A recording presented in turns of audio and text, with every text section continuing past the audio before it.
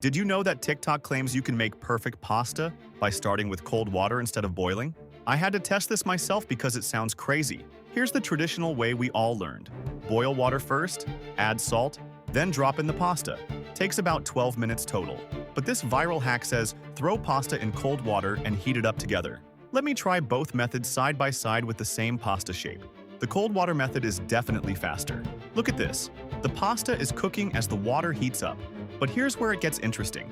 Check out the texture difference. The traditional method gives us that perfect al dente bite. The cold water pasta feels mushier, and the starch is making the water really cloudy. When I test different pasta shapes, the results stay the same.